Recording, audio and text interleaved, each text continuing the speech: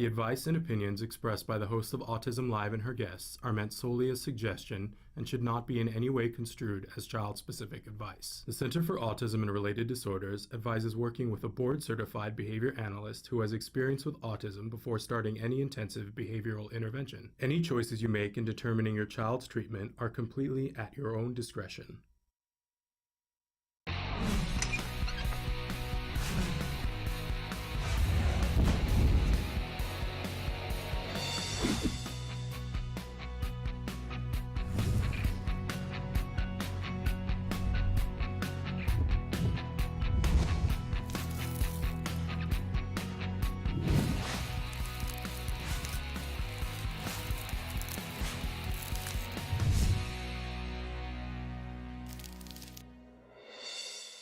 Good morning and welcome to Autism Live. I'm Nancy Alspaugh-Jackson and I'm filling in for my friend Shannon Penrod today. I want to remind you that there are many ways that you can connect with us. If you have questions, comments, Samantha is going to put some of those up on the screen right now of ways that if you'd like to communicate with us, you can go, as you see on the screen in front of you right now, a various variety of ways that you can call in and give us your questions, write in with your questions. And first this morning, we are going to go to our weekly program with Ask Dr. Doreen Graham-Pichet. So stay tuned for Ask Dr. Doreen. Dr. Doreen Graham-Pichet is the Dr. Doreen is an expert in autism. Doreen Graham-Pichet. Dr. Graham-Pichet. Dr. Doreen Graham-Pichet. Dr. Doreen Graham-Pichet is a visionary in the field of autism. Now you can ask her questions on Ask Dr. Doreen. And here we are with Doreen Graham-Pichet. Hi, Doreen. How are you? I'm good, thanks, Nancy. Good to be with you this morning. Thank you. Very good to be here again. Okay. And we want to remind people that this is not, they need to talk with their own clinicians. Sure, absolutely. Welcome, everybody. It's nice to be back. And this is our usual disclaimer, I guess, at the beginning of the show where, I'm very happy to answer questions today. And we have received a whole bunch of questions, as I see in front of Nancy.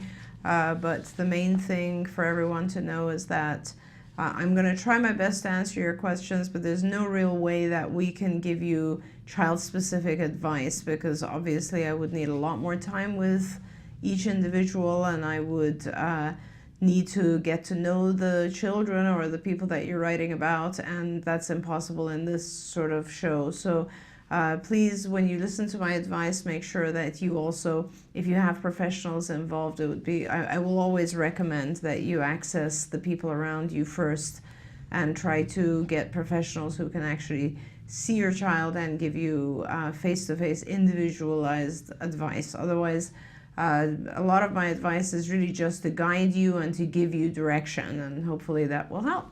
Okay, we're going to start with two questions from DJ Phillips at Unlocking the Key to Autism. Sure, hi DJ. Okay, yeah, hi DJ.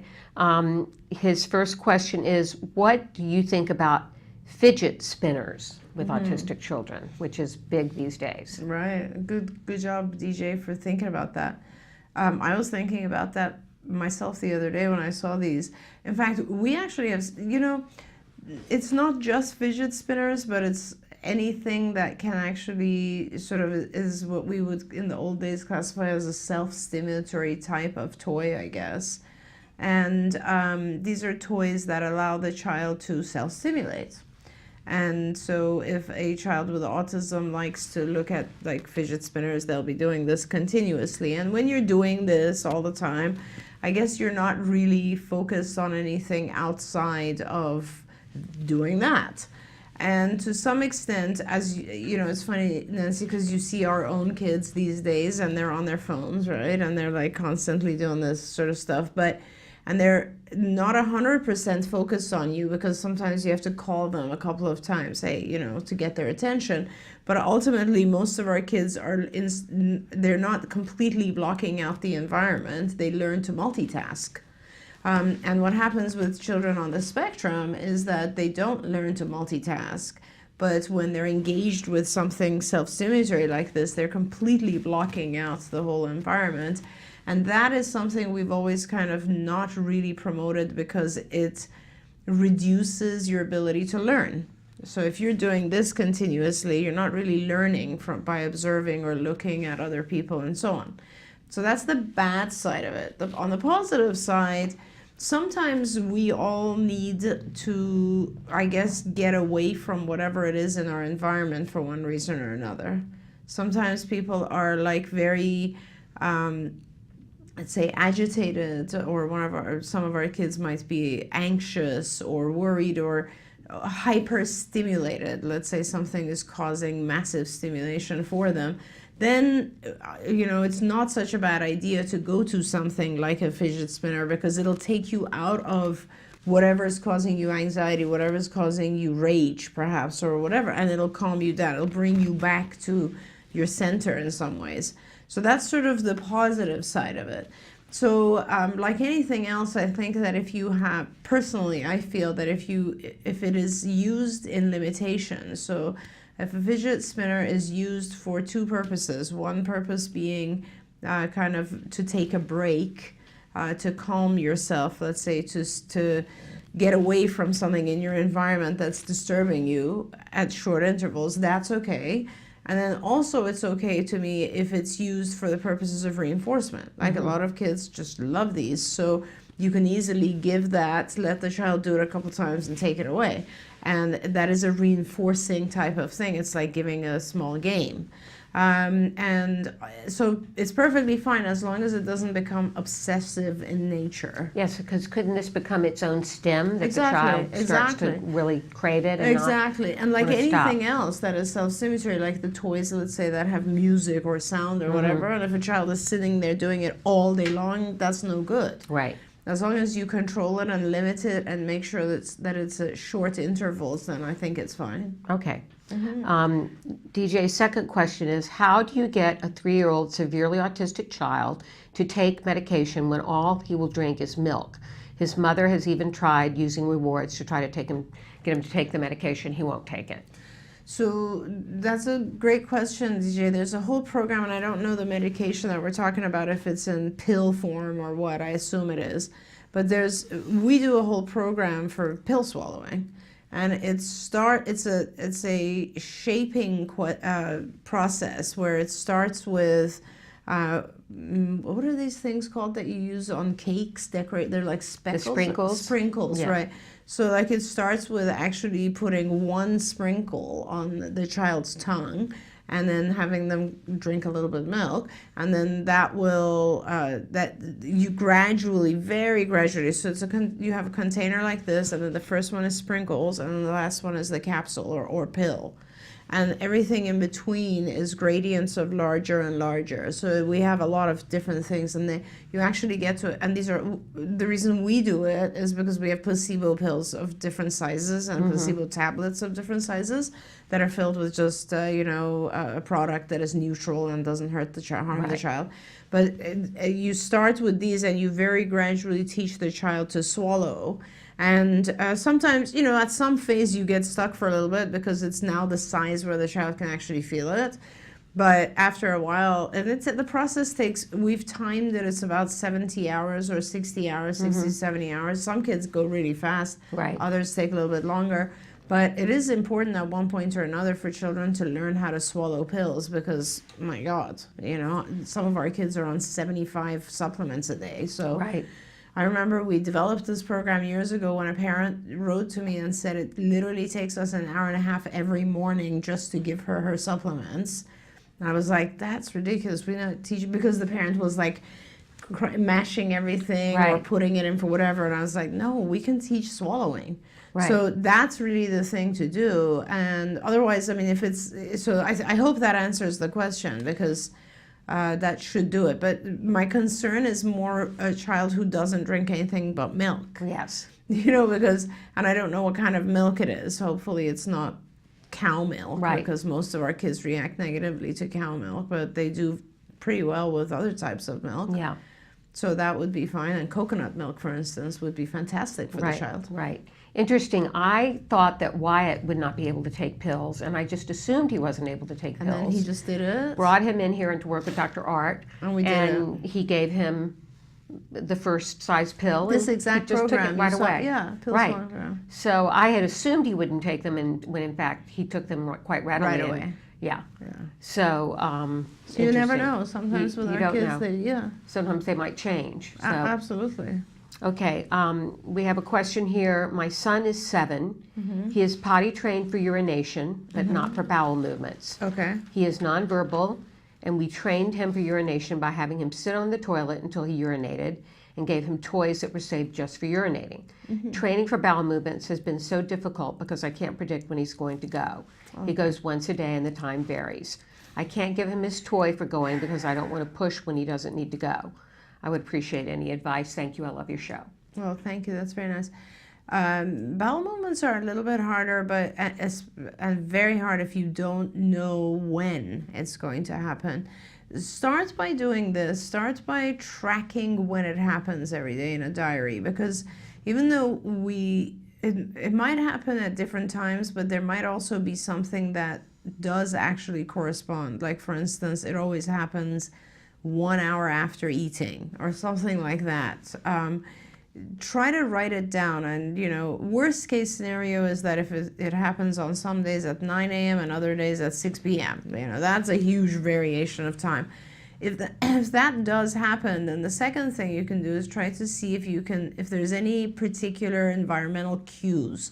Like, some of our kids become very private when they're about to have a bowel movement. Like, they'll go to another room. A lot of kids will go and hide in a closet. Sometimes with a child, you can actually see it in their facial or body because they tense up because they're trying to control it. See if you find any kind of antecedent that gives you a sign, because that obviously helps. If you don't have a time frame and you don't have an antecedent, then you're just going to have to basically do the same thing you did with urination, which is have him on the toilet all day with breaks of getting up, obviously. See, when we do urination training, and I don't know what process you did, when we do toilet training, we use this process that was developed by Fox and Azrin. And basically the process is a 2-day period where the child spends the vast majority of their time on the toilet, but with a lot of breaks. So like, you start out on the toilet, the whole bathroom is decorated, everything is there, TV, whatever. So you're pretty much living in the bathroom those 2 days, but the child gets progressively longer and longer breaks when they get off the bathroom, if they've had a success. If they haven't, then the break period is very short and the child runs around with no underwear on.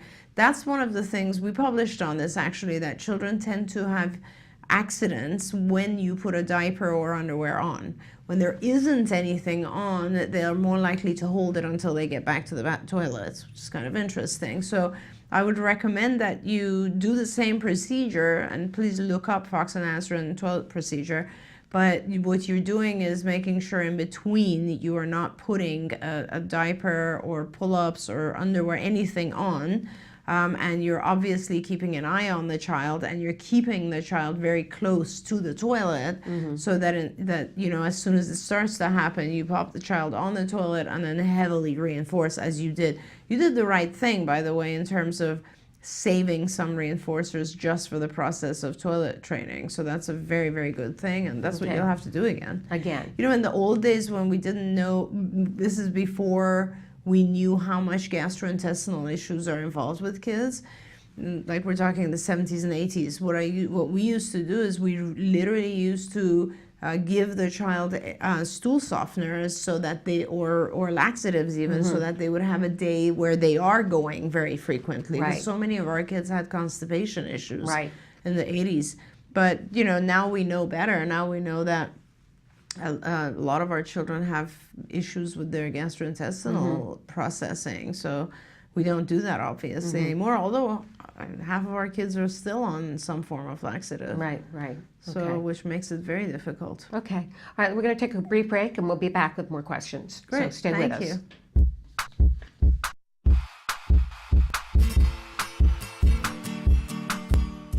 Hi Hi guys, welcome back. For the month of July, I figured we're going to do something again that's more for outdoorsiness since it's summertime and I know your kids are going to be home and you need some activities to do inside and outside. So for July, I figured we'd make a lantern. So let's get started. The materials you'll be needing are wax paper, an iron, crayons, scissors, popsicle sticks, pencil sharpener, a glue gun, and tape.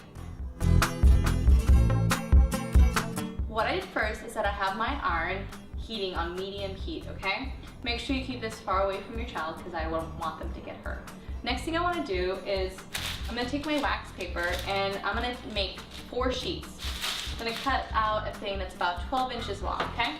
Now that I have my wax papers cut out, what I'm going to do is I'm going to grab my crayons, and if you have kids around, which I hope you do, I'm going to grab them and have them make some crayon shavings. What the shavings are going to end up doing is making it a design. And again, this is another time for you and your child to talk about colors. You can discuss like what would happen if you mix, some blue crayons and some yellow crayons. What would that produce? When you and your child have finally decided there's enough crayon shavings on your wax paper, what you're going to do next is you're going to take it and fold it in half. Now that I have it folded in half, what I'm going to do is I'm going to take an old newspaper and then I'm going to sandwich it in between. And then with my iron on medium heat, I'm just going to have it gently on there just so the wax melts into the paper and becomes one thing. Let's take a peek inside.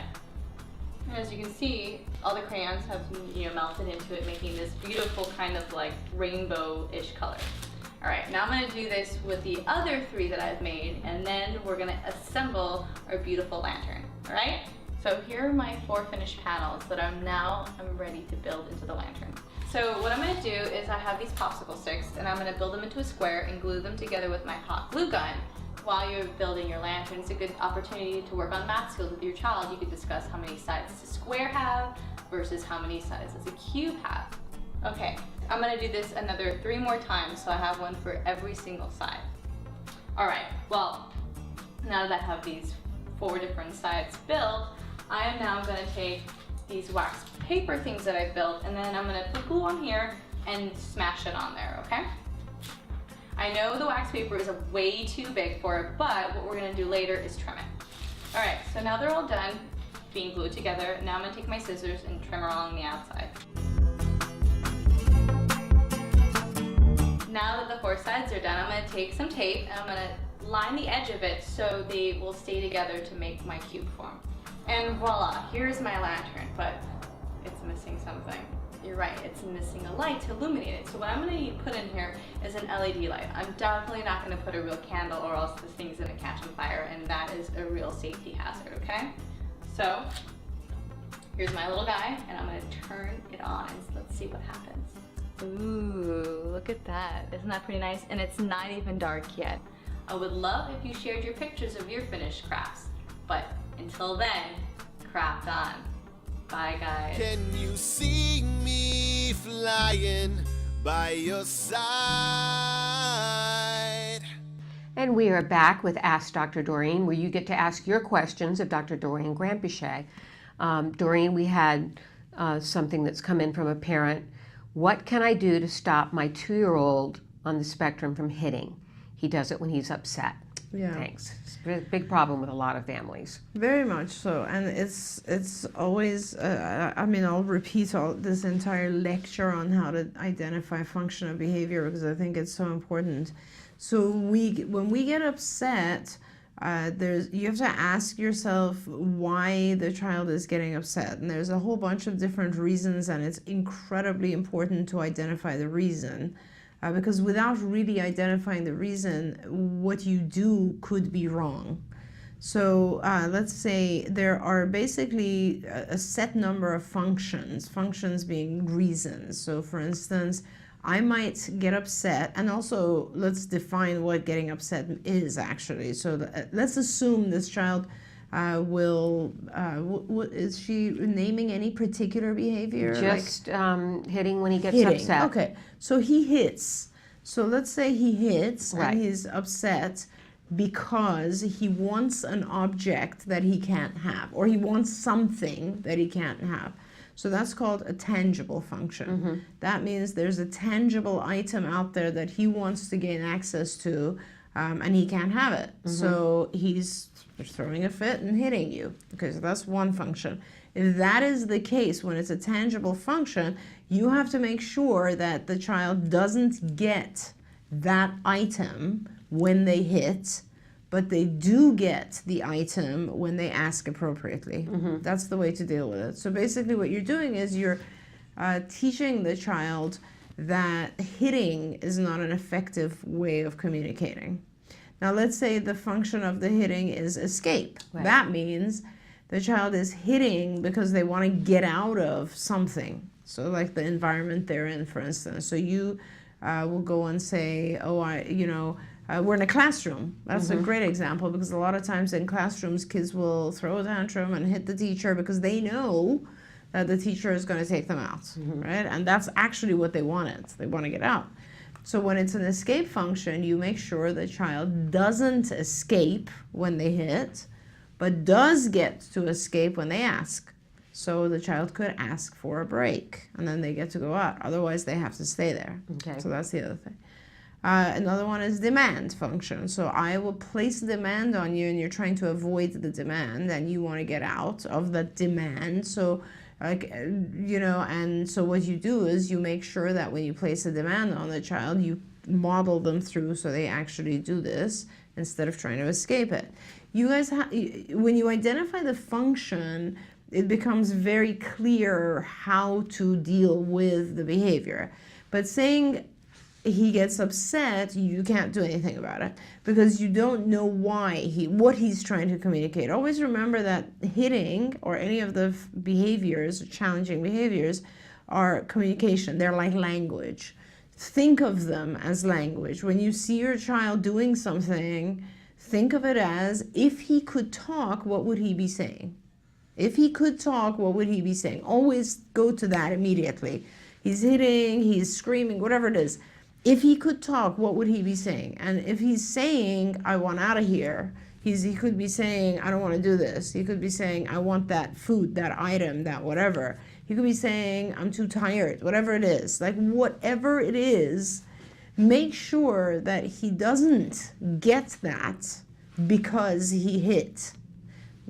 Teach him a better way to ask for that thing that he wants. So if he's tired, teach him to ask for breaks.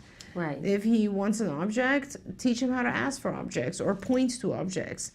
If he, wants out, teach him how to ask for time out or to go out or whatever it is. It doesn't even have to be verbal, but it has to be appropriate. And that's where it comes to when we say you teach an appropriate way for the child to communicate so that they don't turn to this inappropriate way of communicating. That's really all it is. All of our children's challenging behaviors are ways to communicate. And if they had a better way to communicate, they would use it. Now, it's interesting because when you look at a mom taught me this many years ago. But when you look at what happens when we have a baby, right? When you have a baby, the baby doesn't know how to communicate. So what do? They cry, they scream, etc. And we as parents figure out what that cry means. There's one cry that's hunger, one cry that it's I'm wet, one cry. But notice what they are. Like hunger is I want food. It's a tangible function, right?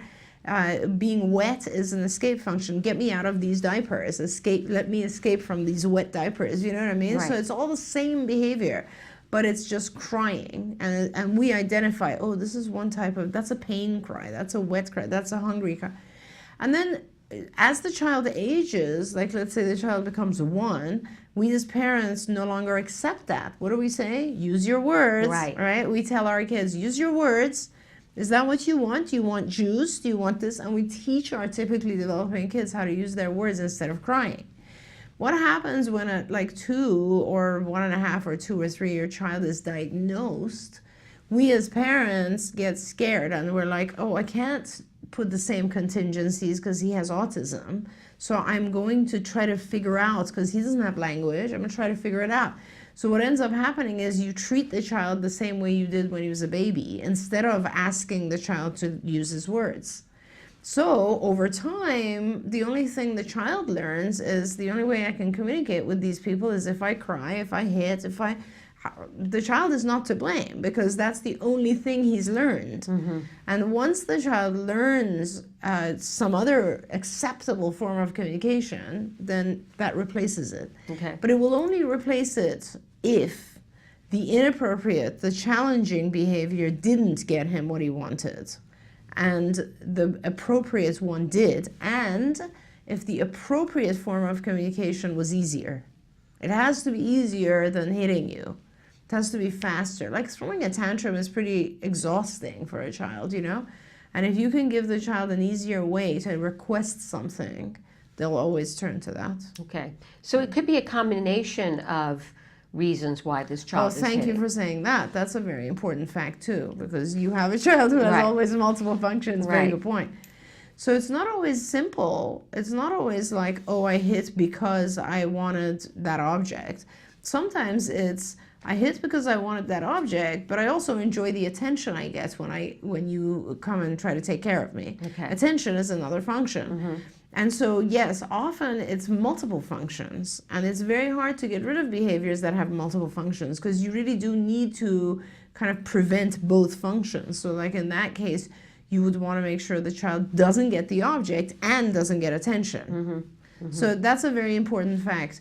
And so, you know, to figure out what the function of the behavior is for your child, either it's really obvious, like you are looking at the child and you take something away and the child tantrums, or it's not obvious, in which case I recommend that you try to get a behavior analyst in there to do a functional assessment. Functional assessments are very important. And once you have the functional assessment, then the treatment plan is very obvious because there's only so many treatments that go with each function. By the way, if you go on Skills, which is our database, and it is www.skillsforautism.com.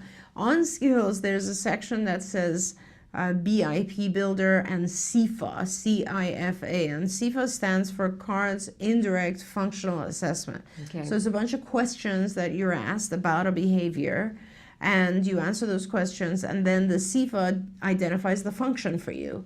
And let's say it says, oh, it's an attention function. Then you take that and it goes into the BIP Builder. So you say, oh, what do I do when the child hits and the function is attention? Then BIP Builder gives you a whole ton of solutions and says, these are the things you can do when it's an attention function.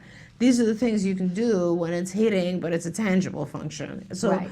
But you have to use the CIFA to get the function first. Okay. Also, how can I encourage functional play? That's a really good question, and that's a hard question to answer briefly. So there's a few different things about play. One is that you need to have skills. You can't just throw a child in with other kids and expect them to play. You have to have skills.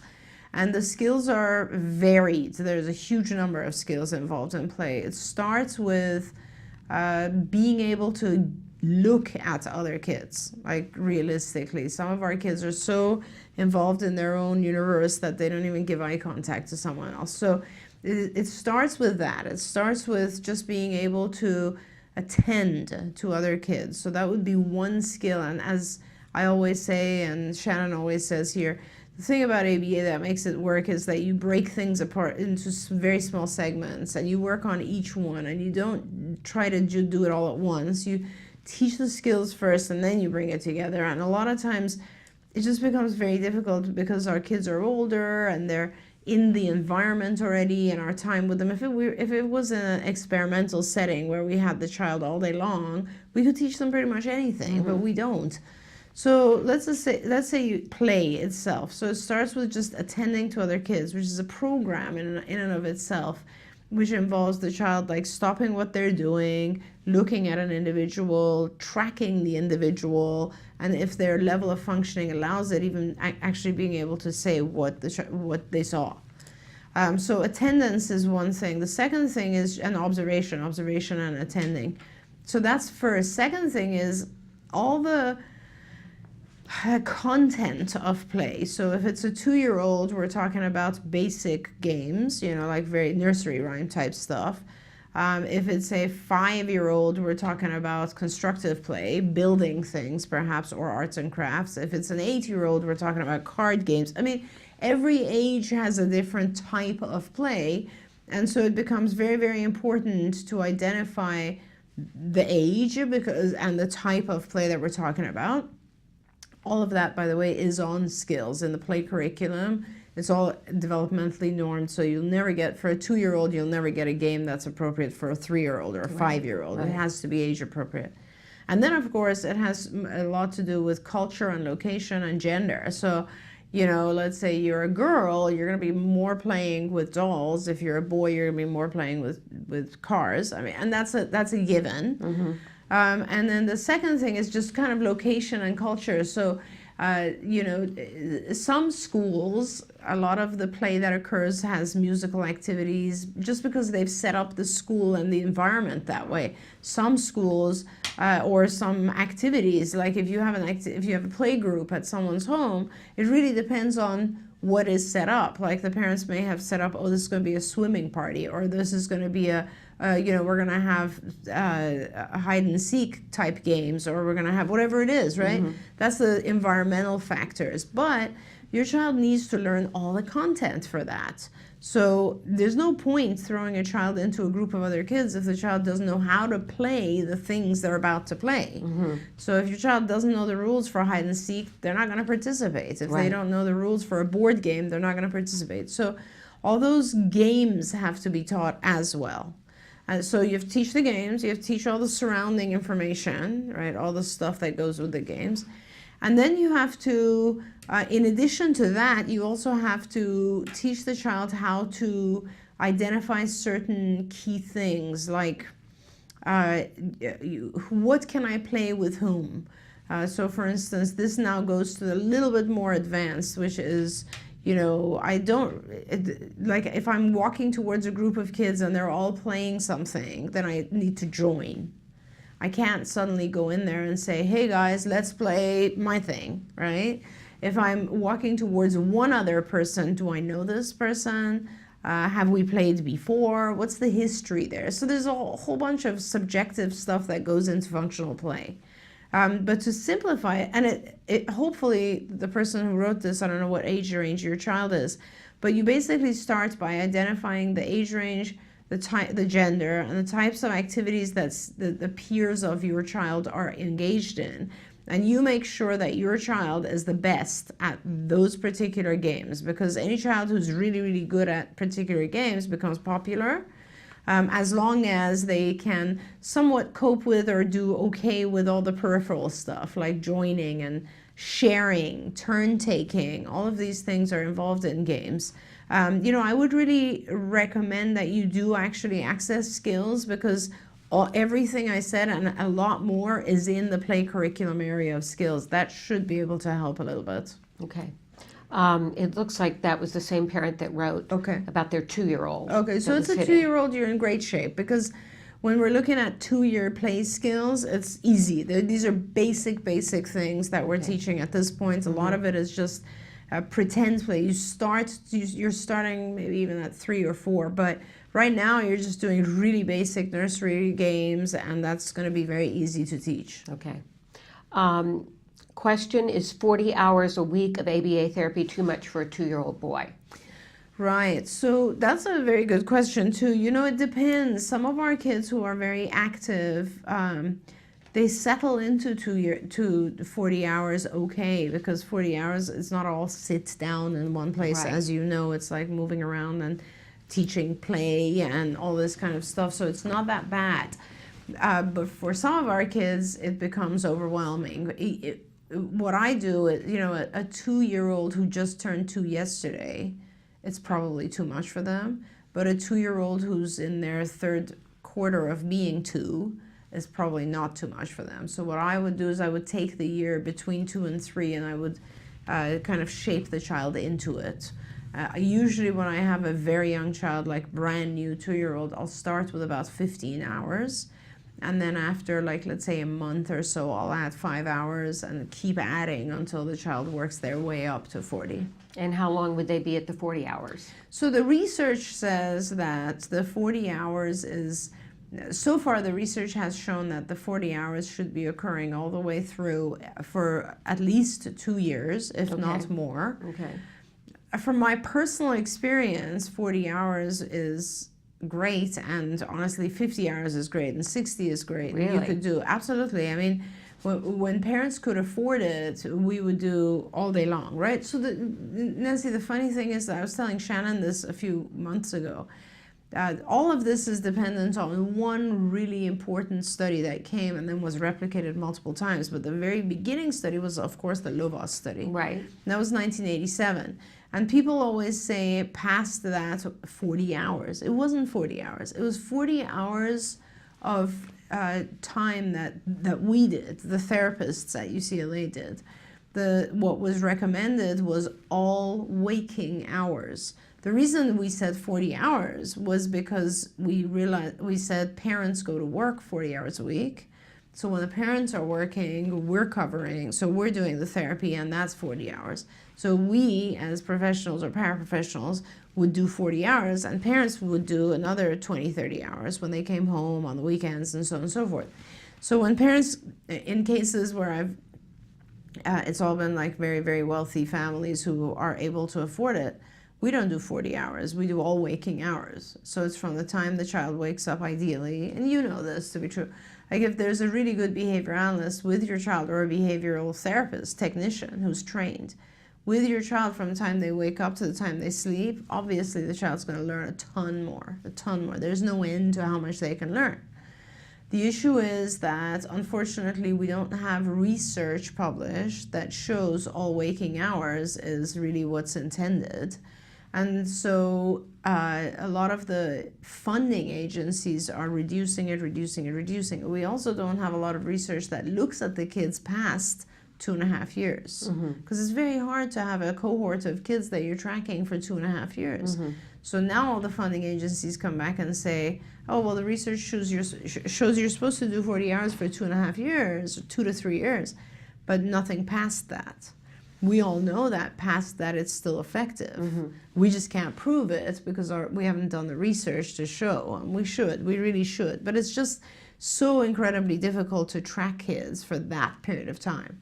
Now, having said that, every child is different, and the 40 hours, so the whole concept of the 40 hours, or the whatever, every waking hours, the intensive ABA, is to do as much of it as you need for that child. So that's the ideal. And you're supposed to be looking at the trajectory of growth. So when the child gets to the point where they're learning just as fast as they're aging, or maybe they're even learning faster than they're aging, then you can start fading your hours, because now, as Lovas used to say, they've learned to learn.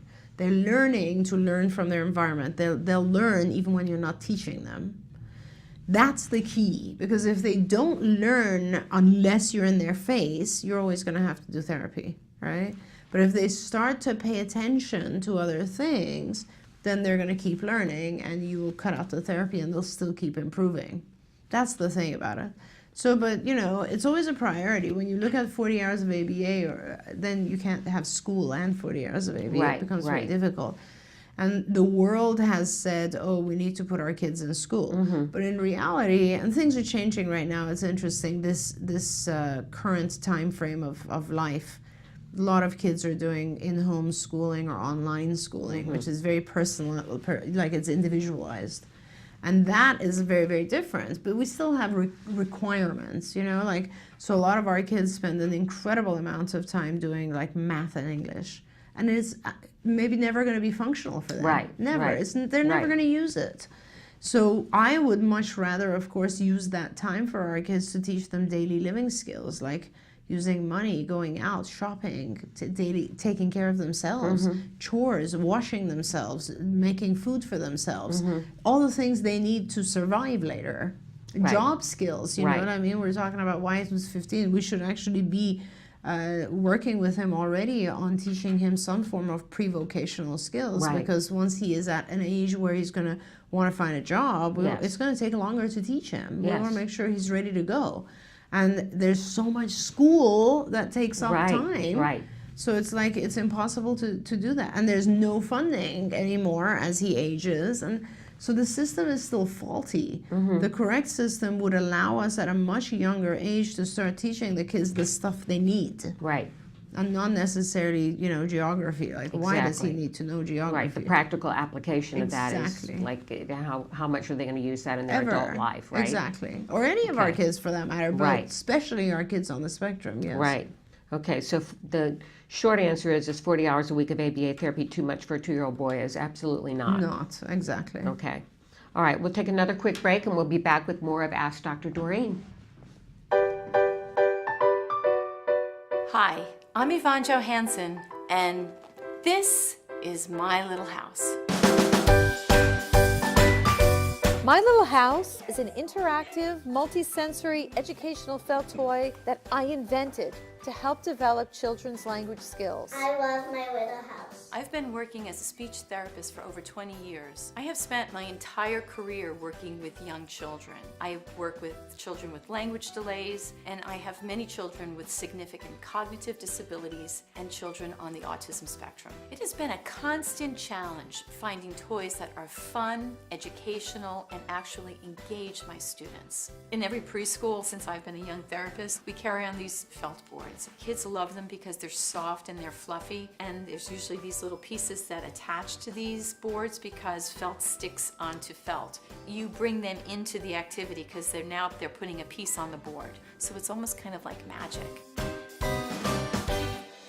So then I just thought, wouldn't it be great if I could just take this one-dimensional board and make it into an actual 3-dimensional toy? How cool would that be? That's the idea behind My Little House. You can spread it out flat like a 4-panel felt board, or here's the cool part. In the blink of an eye, My Little House easily converts into a 3-dimensional reversible house. This is the outside. This is the inside. My Little House comes with 36 felt cutout pieces that match outlines in 8 colorful rooms. And they're felt, so they stick. Each piece inside My Little House has been placed with purpose. For instance, in the kitchen, whole, half, under, on top, inside, big, bigger, and biggest, empty and full, circle, triangle, inside, outside. Really cool thing, I have a nonprofit, Lecotech. They are the folks that put out the Differently Able Guide for Toys R Us. They've been doing it for 25 years. They gave me their seal of approval as a toy that they feel is a toy with purpose, and that will make a difference. But My Little House isn't just for kids on the spectrum or with significant disorders. It's also for typically developing 2 to 5-year-olds. It's a fun toy. Oh, this is so soft. That piece goes. Recently, I took My Little House to the American Speech and Hearing Association convention in Philadelphia, and the response from my peers was overwhelming. Hundreds of therapists, teachers, and heads of school districts wanted to order them. It was real validation for me that this truly is a toy that needs to get out there. Hi, I'm Shannon Penrod. I'm a proud autism mom, I'm a former educator, and I am the host of Autism Live. And as all 3 of those things, I want to recommend to you My Little House. This is one of the smartest toys I have ever seen for teaching language to kids who have emerging language. Whether they're on the autism spectrum or completely neurotypical, it's a great, fun, reinforcing toy, but it's especially great for our kids that are on the autism spectrum because it makes learning fun and it makes it tactile. They have these felt shapes and they get to match them up. And I'm telling you, even the adults love to play with this. We loved this toy so much that we wanted to be able to bring it to you at a great discount. So right now, if you will go to www.smartfelttoys, and when you get to the coupon code, put in a-live.com, you'll get $5 off. Isn't that great? So I want to encourage you, go and get My Little House for all the kiddos in your life.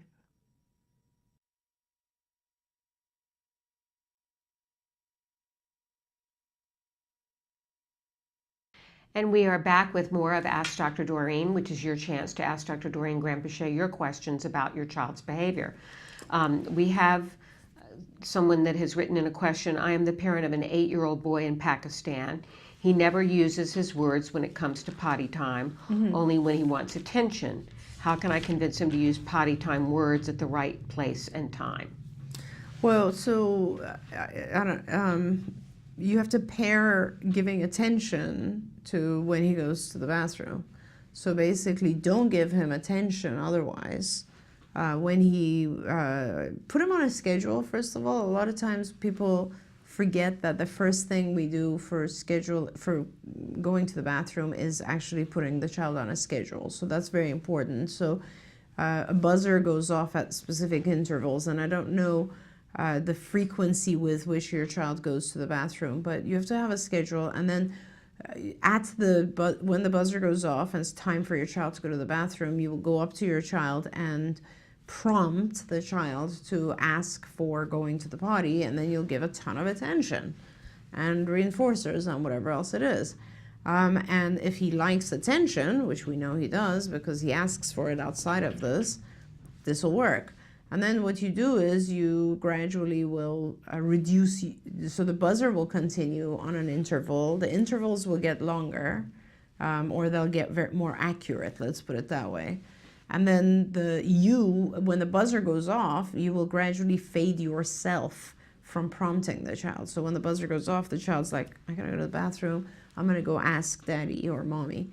And then the child will come and say, gotta go to the bathroom. And then you'll give him a bunch of attention. So I have to go to the bathroom, or just the word potty becomes the child's discriminative stimulus or instruction to you for attention. So like, I don't know how the child's asking for attention now, but later on what they'll be doing is every time they say I have to go to the bathroom, that's almost to you should be like asking for attention.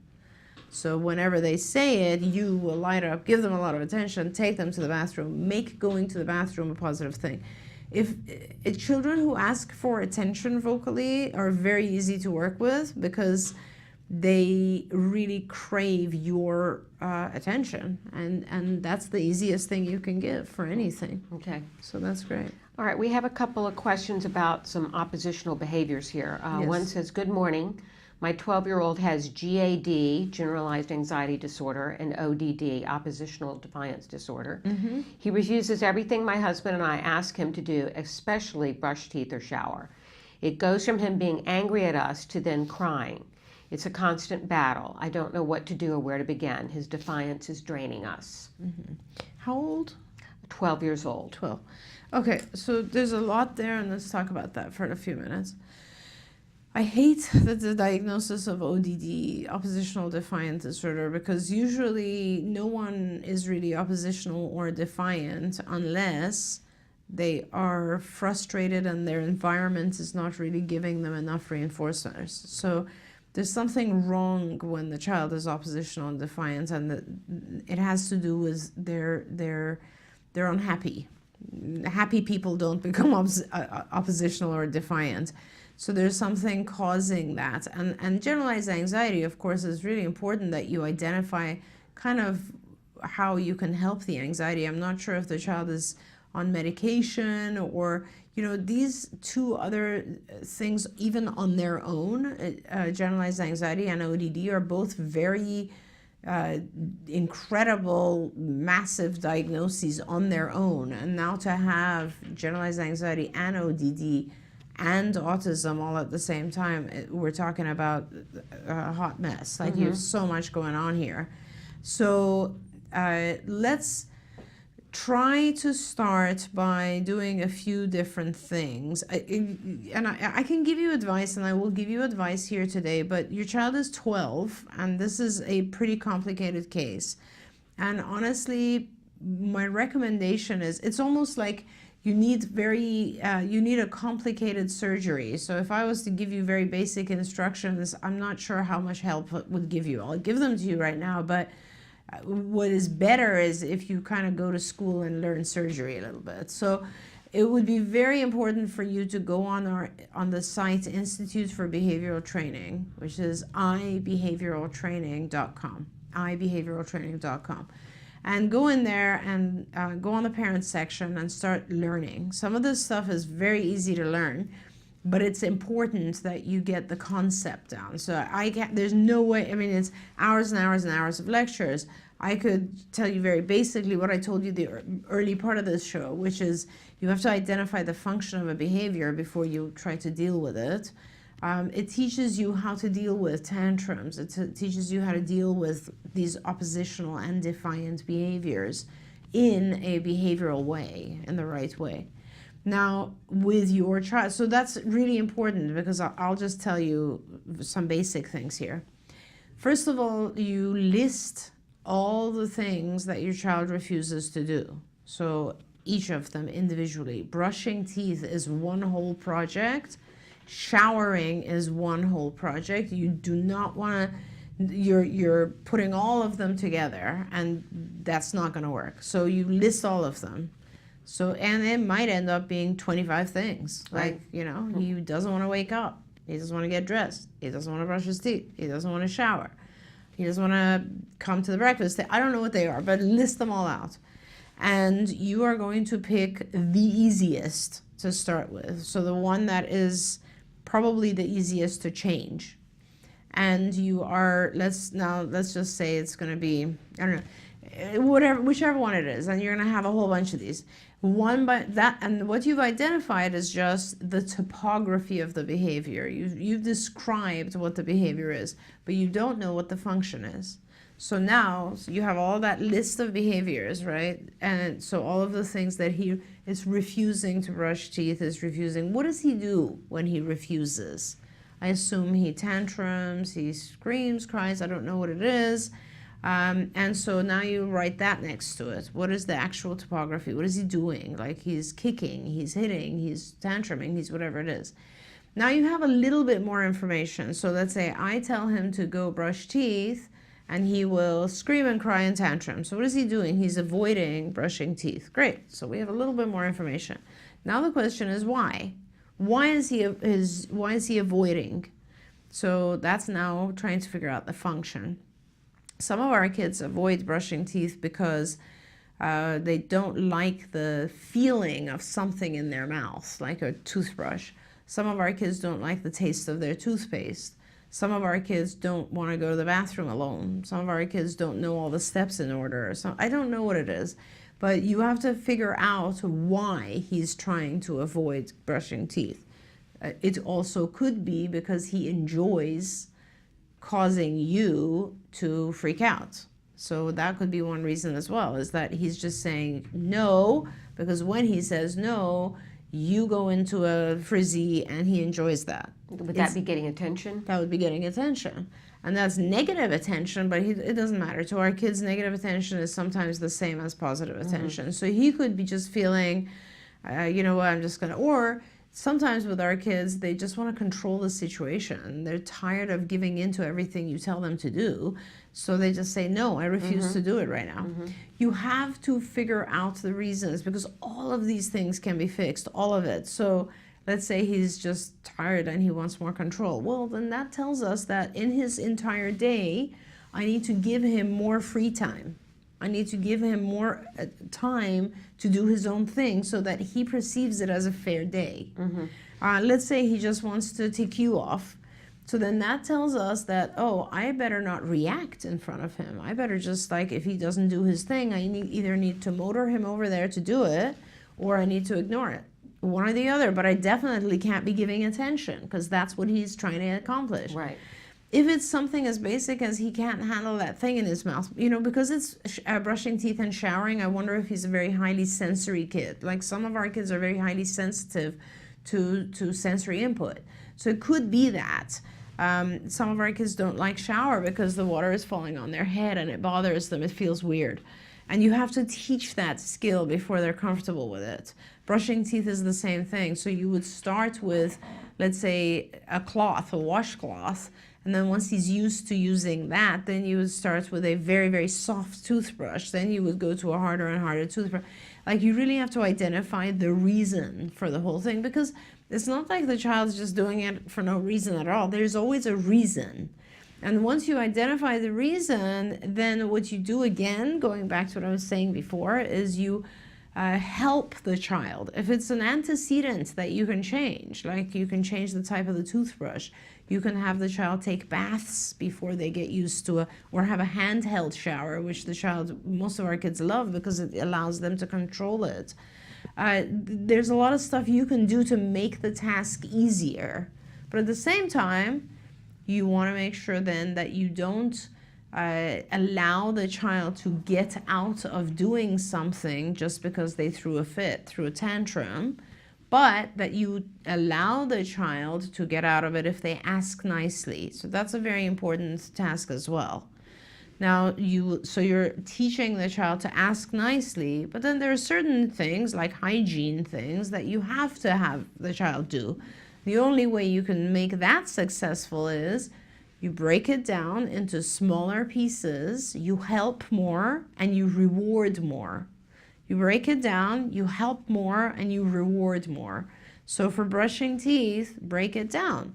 Go and get his toothbrush out, an easy toothbrush, because we don't know, maybe it's bothering him. Put a good tasting toothpaste on there and get it wet. Do it as much as you can, and all he has to do is brush. And the way we teach brushing teeth, for instance, is you even do the brushing, you just let him finish. It's called backward chaining. So you minimize the demand. You make the request as minimal as possible so that it's easy for the child to succeed. And you increase the reinforcer. So you give tons of reinforcer for that so that his next time wants to get the reinforcer. It's really that simple. So all of these behaviors, refusing to do daily tasks that are important, all you have to do is break them down, make them easier, and reinforce them heavily. And then gradually over time, you make them harder and you reduce the reinforcer. But that's like over the course of a month, right? So it's a very gradual process. Okay. That's like sort of the long answer. But honestly, I think when you have so many issues going on, it will really benefit you if you do get that training. And here's somewhat along the same lines. Whenever I ask my 11-year-old to get ready to get out the door, even if it's for something fun like a movie, yes, he is super slow and we all have to wait for him. I know he likes to push my buttons and doesn't do anything I ask him to, shower, eat dinner, brush teeth. How do I get him to do anything when he refuses constantly? I am grandma, and he lives with me now along with his 2 younger sisters. Thank you. Yeah, and those are very much the same issues. Yes. Some of it is also time. Some of our kids just dawdle all the time, and part of that is avoidance, and very smart of mom or grandma to figure that out. Our kids are very clever, and they figured out that if I just take long, they might leave me alone. At some point, let me tell you, that has happened. Like, he's taken so long that people have, the initial demand has been ignored, or he's gotten out of the initial demand by taking so long. These types of things, you really benefit if you have some behavior therapists in the home, because they then try to teach the child to speed things up. They do what I just said, which is they reduce the task demand, they increase the reinforcer, and they gradually reverse it.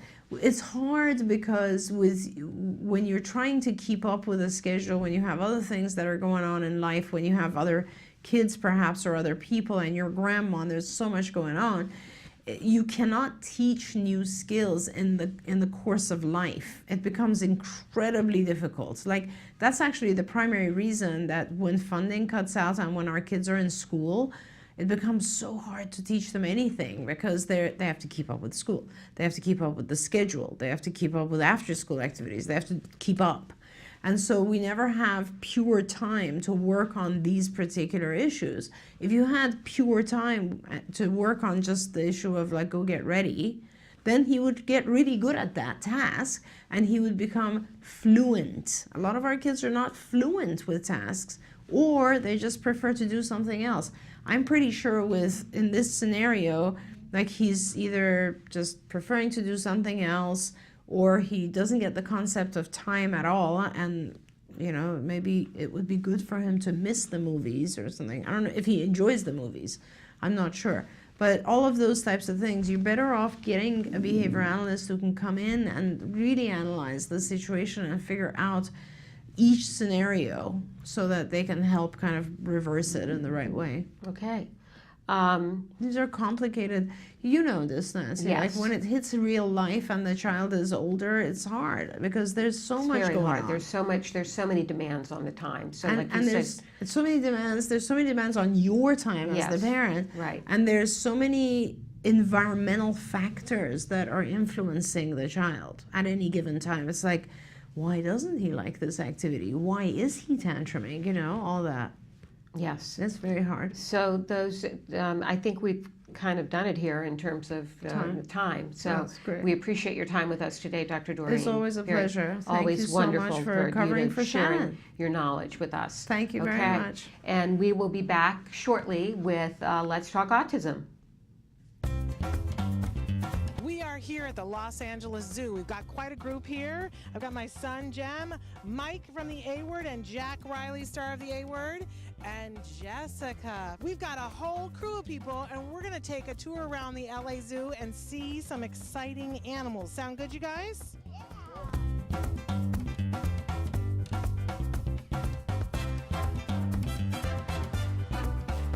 What are the safety rules, though? Who do you have to stay next to? Daddy and Dieter.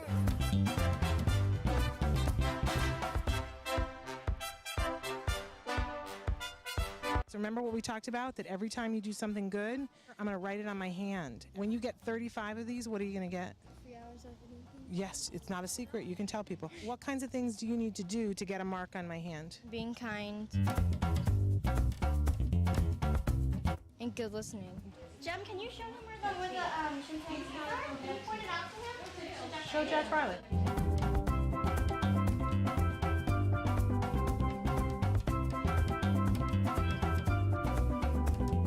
Tell us what your responsibilities are here at the LA Zoo. I am the manager of volunteer programs at the Greater Los Angeles Zoo Association. I oversee the docents, the student volunteers, the general volunteers, and community service volunteers. Give us an overview of what kinds of things people can see at the zoo. There are lots of animals to see. We have a lot of endangered. We participate in a lot of conservation programs, and we offer a lot of education programs for our community, for school groups, for members, special needs. What kinds of accommodations can you make when somebody has specific issues? We have our special needs outreach program, and where we have a van that goes out into the community, and we bring a handful of animals to facilities that can't quite get to the zoo. So that could be a school, that could be a retirement community, that could be a hospital, and there are some courthouses that we visit as well. And we bring a couple animals and we talk about them, and it's kind of a fun experience. So that's our outreach program. And then on grounds, we also have tours, and we offer special needs tours for people catered to their needs. We have our petting zoo, so you can go and you can pet some goats. We're here with from Autism Live, and we were wondering if you could tell us what it's like to be a goat in the zoo. Really? And we have our condor rescue zone, so you can go in and pretend you are a condor, or you could be a biologist, or you could be a vet. And it's kind of fun. Thank you for all the work that you do here and for making it accessible for all of our kids.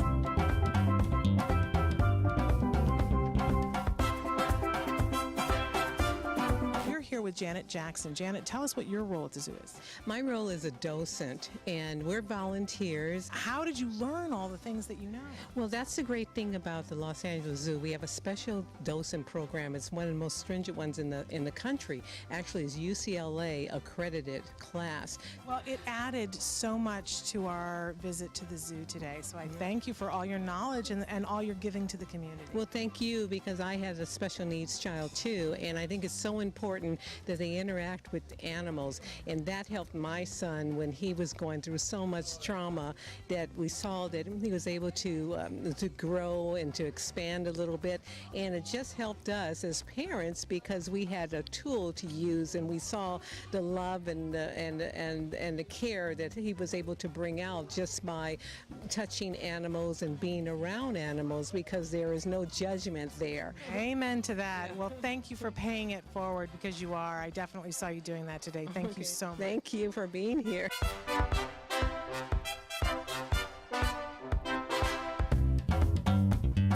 What was hard for you guys today at the zoo, do you feel?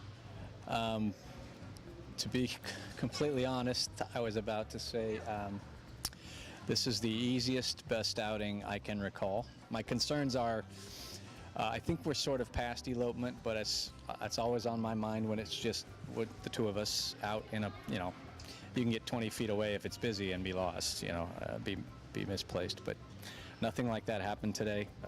There were a lot of people helping me, of course. It was interesting for me because Jem hasn't been here since he was 3, like right after we started therapy. And I remember that was hellish the day that we were here. Sometimes I don't notice the progress until we're out someplace like this. Do you feel like that's true too? Yes, today I was actually comfortable with him being 15, 20 feet away. And even if he wasn't holding anybody's hand or anything, I was comfortable. And that's a new feeling. I watched that and I said, man, there's no way we could have done that at that age. So he's doing really well. And I was so engaged by how Jack Riley is so aware of the circumstances around him. He's really doing great. Yeah, thank you. He's curious. And he's just learned a lot. I mean, I can't give enough credit to Miss Jessica. No disrespect to any of our other therapists, and she's been with him for the whole time. So that's a constant in his life, and I dread the day when she's not. It's always amazing. We had our rock star on our team. There's always one therapist that just becomes a part of your family forever. What would you say to parents who are afraid to do it even with an aide? I understand your fear, because I've always had it. But sometimes they surprise you. I know it's called a spectrum for a reason, and my son is not like any other son or daughter, and so I can't advise you on what may or may not happen. We were always worried about transitions. They're getting better because we do it, and explain what is expected before you get here. That was a hard lesson for me to learn, but every time I don't explain to him the expectations, I have more problems. I have more transitional issues. But when he knows what transitions he's going to face that day, he handles it. So my advice would be talk it out, but come do it and come again, even if it's a horrible experience, because it might be. You got to do it the first time before you can do it the second time. So. I think in general, I explained the expectations here and we carried it out of my hand. I agree with you. It's super duper important. I think it's good for us too, because then we know what we're expecting too. And they've engaged each other a little bit, which I was very happy to see. Thank you so much for coming and doing this play date with us. We had a really great time. Well, thank you for having me. I enjoyed it, and it's just a great experience. I can't wait to tell my wife how well he did. And let's do it again sometime. Okay, anytime. Okay.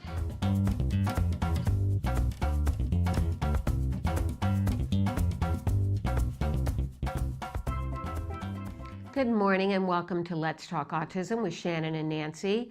I am flying solo today. Shannon is on a tour of CARD offices. She's gone on the road with her son Jem, and they're traveling around the country visiting CARD offices, so we miss her today and wish her a good time on that trip.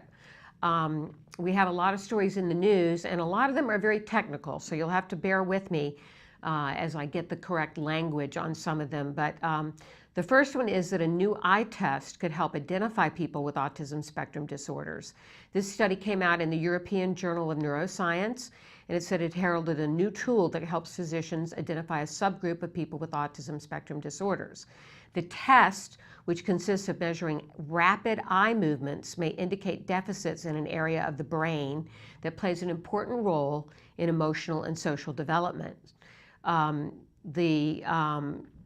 Director, co-author of the study, John Fox, who's PhD at the University of Rochester Medical Center, says these findings build upon a growing field of research that show that eye movement could serve as a window into a part of the brain that plays a role in a number of neurological and development disorders, such as autism. The way this works is that eye movements and the mechanism by which the brain controls and processes what we choose to look at had been a major focus of neuroscience researchers for decades. The rapid eye movements we make when we shift our attention from one object to another, and I don't know if I have this term right, known as saccades, are essential to navigating, understanding, and interacting with the world around us. In healthy individuals, those saccades are rapid, precise, and accurate, redirecting the line of sight from one point to another. However, in those individuals with ASD, they were not able to track the objects to the same degree that the healthy individuals were able to track them. So this is assessing the ability of the people to Track these eye movements is going to be potentially an important tool that could identify a whole new group of those with ASD at an earlier stage of development. Second story, that a Drexel study finds a link between autism and antidepressant use in pregnant women. Contrary to recent studies suggesting otherwise, pregnant women who take antidepressants may be at a slightly higher risk of giving birth to a child who develops autism spectrum disorder, according to a team of researchers at Drexel University. The latest study, published in the BMJ, the British Medical Journal, I assume, examined a cohort of children born in Stockholm, Sweden between 2001 and 2011. Drexel researchers, collaborating with the University of Bristol, found that children born to mothers who had taken antidepressants at any point in their pregnancy were 45% more likely to receive an ASD diagnosis. Just 2% of those cases, however, could have been prevented had the women not taken antidepressant medication. It said overall the increase in risk was quite small. Of children exposed to antidepressants during pregnancy, 4.1% had an autism diagnosis. In comparison, children of mothers with a history of psychiatric disorder, but who did not use antidepressants during pregnancy, had a 2.9 prevalence of the autism diagnosis. So in actuality, it was quite small, and they're urging to use caution here. Despite the small correlation found in the study, researchers advise women and clinicians not to base their decisions about antidepressant use on the results of any one study. Suspending use of medication could pose serious risks during pregnancy, both to mother and the fetus, and the mental health benefits of such drugs should be taken into consideration. So they're urging caution there before jumping to any conclusions. There's also been another study that's discovered a link between autism spectrum disorder and pain sensitivity. It's been confirmed in a new research study by University of Texas neuroscientists. The study focused on a very specific aspect of sensory processing, pain perception, with the goal of determining what happens in the brains of high-functioning adults with ASD when they anticipate and feel pain sensations. The researchers used a stimulation device to deliver mild electrical shocks to the participants, who decided how much pain they were willing to tolerate. The shocks were delivered while the subjects were in an MRI scanner so that the researchers could measure brain activity and physiological responses when participants anticipated pain and when they experienced it. They found there were three major findings from the study. It confirmed that people with ASD are hypersensitive to pain, a finding that has been documented in previous studies. In a new finding, the study showed that when people with ASD anticipate painful stimulus, their brains generate greater neural responses to ACC compared to those without ASD. And in addition, the research indicated that more brain activity the participants showed during pain anticipation, the less they score on empathy quotient questionnaire. The author's study said people with autism are often poor at empathy, which is the ability to understand what another person may be feeling. This result indicates that pain anticipation is related to social impairments faced by those with autism. So those were highly technical. Hopefully I did an okay job of explaining them, but all new and exciting information. It seems like autism is going to be everywhere on the airwaves this year. We've got an ABC show called The Good Doctor that's coming on that's been getting a lot of attention. There's also a show called Atypical, which is Netflix's new comedy series about autism. The 8-episode comedic series follows Sam Gardner, a high school senior on the autism spectrum, and his family as he navigates dating, school, and being a teenager. The show stars Jennifer Jason Leigh and Michael Rappaport as Sam's parents, and it also, the guy who stars in it, the young gentleman who stars in it, Kara Gilchrist, is not on the spectrum. However, there's a friend of his in the show that is on the spectrum. The friend named Christopher, Anthony Jacques, is on the autism spectrum, the actual actor who plays his friend. Let's take a look at the trailer for the show Atypical. How was your session with your therapist today? She thinks that I should put myself out there and find someone to have sex with. She didn't say the sex part, I added that.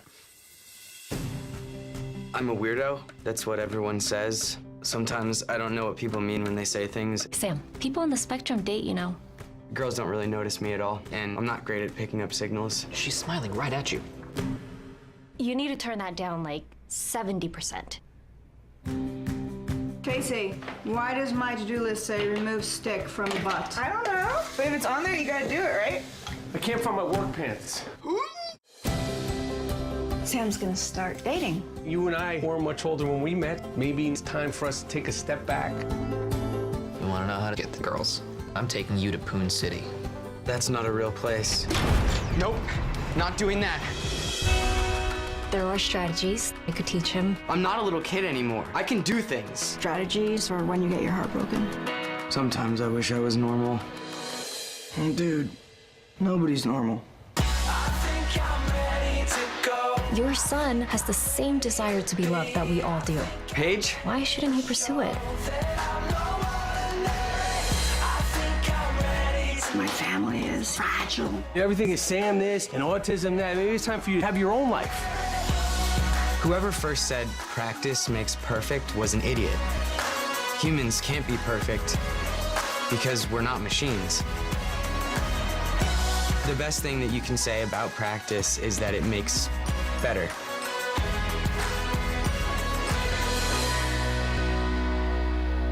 At some point, I really, really hope that I get to see boobs.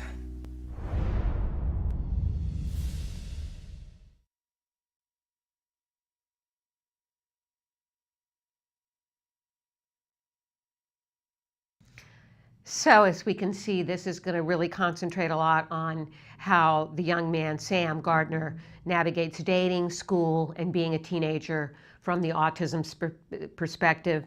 The show's creator and executive producer said, "We've seen the search for love from a neurotypical perspective, but not from a point of view like Sam's.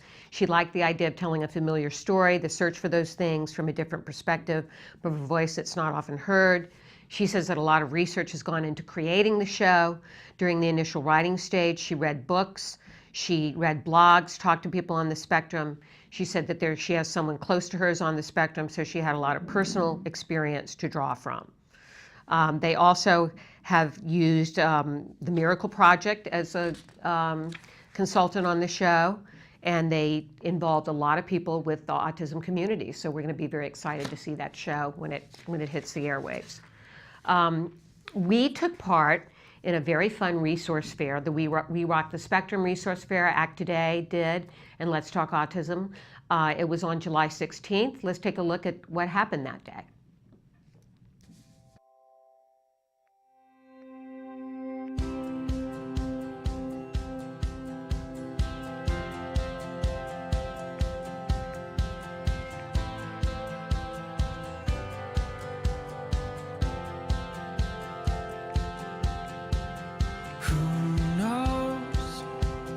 Crazy as life goes, we'll write a story we tell to a very own.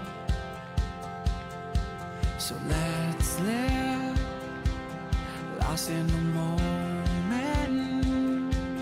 taking it all in as we go. You know I'm counting on you.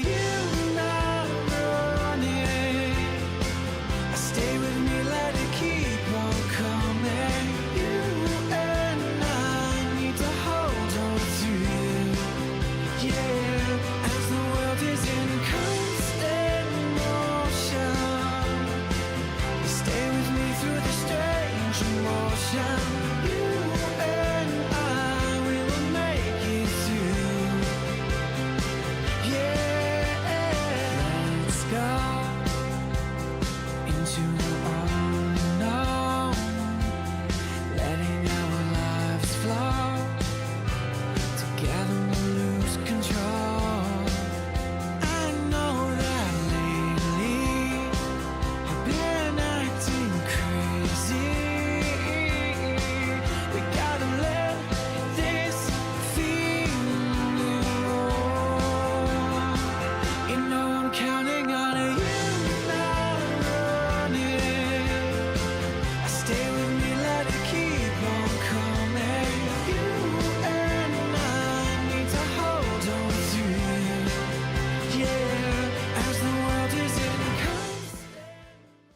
So we had a great day that day, and as you saw, Dina Kimmel, who is the creator of We Rock the Spectrum, and also the creator of the first We Rock the Spectrum resource fair, was featured there. I attended with my son Wyatt, and we had a wonderful time. Dina tells us this is just the first of what she hopes will be many We Rock the Spectrum resource fairs, and we encourage all of you to try out We Rock the Spectrum gyms, because they do welcome everybody. Everybody is welcome. We're going to take a quick break, and we'll be back, and we're going to be coming back with some guests. Today we have the founder of Harkla. It's a company dedicated to raising happy and healthy children through their products, which are sensory integration products. We also have Leonard Zahn. He is the creator of Autism Eats, which is an innovative new program that allows families to go and enjoy a meal out, which is something that so many of our families can't do, and he's figured out a way to make that happen. So we're going to take a quick break, and we'll be back with more. Potty training is different for every child. A child could come in with absolutely, no control over their bladder, and as long as that's not a medical issue, then we can certainly approach it behaviorally and give them the tools they need to be successful, just like any other skill that we would teach. Well, we think he's learning to pee on the potty. No big successes yet, and lots of accidents. Here is the laundry from today. For some of our kids takes, just a couple days. And then for other kids, it can take months and months and months. And then when you're looking at complete independence, it can take years. Hey, you have to go pee-pee? There's a lot of different ways to tell if a child is ready. We look for a couple different things. Probably the most important is parents saying, I need this to happen, I'm ready. Second is, a child showing interest in the bathroom, and some of it is simply age. It's time to go ahead and work on this. What are you doing? Pooping. You're pooping? You first start with teaching the child what they need to do on the toilet. The basic thing we want is for them to drink as much liquid as possible. It's inevitable that if you drink a bunch of liquid, you're gonna pee. Help. No, I can't help you pee. I can hold your hand, but I can't help you pee. Ultimately, what we want is that, the child, as soon as they're put on the toilet, they urinate. So that's step one. Step two is usually working through the amount of time that they're off of the toilet and making sure that they're not having accidents during the time that they're off. So this is kind of the bladder control stage of things. So the purpose of the potty log is just to see how long it takes them as soon as they sit on the potty for them to actually urinate, and the amount of time that he's able to hold his urine. And with the log, we're able to visually see how long it takes them each time and if they have accidents or not. He's on a half-hour potty schedule, so if he doesn't go when we take him, then we have to take him in 10 more minutes. So every 10-minute intervals until he does go, and then we reset the clock, and it's 30 minutes again. Okay, buddy. Okay, last chance to go pee-pees. Do we reset it for 10? Oh, what does that mean? What does that mean, Jack? It's potty time! We can come play after. Hurry! What we hope happens in this time is that the kids will learn how to initiate going to the bathroom on their own. This is oftentimes the hardest part of potty training, is because they get so used to somebody telling them when they need to go that they're not really recognizing the signs just in their own body of when they need to go. Uh-oh, he wet himself. Uh-oh. Big wet? Was it a lot? We can reset to half an hour now. The biggest thing for parents is not to give up. The other big tip, and I think pitfall that a lot of parents fall into, is putting their children back into pull-ups or diapers, especially if they're starting to have accidents. And this is probably the worst thing that you can do. They need to recognize that feeling of fullness in their bladder and take themselves to the bathroom, or tell an adult that they need to go to the bathroom. What do you have to do? You have to put your pee-pee in the potty. Okay, give it a shot. See if you can put it in there. There you go. There you go. You're doing it. Yay, Jack. Big prayer for your pee-pee. Big prayer for your pee-pee. Yay!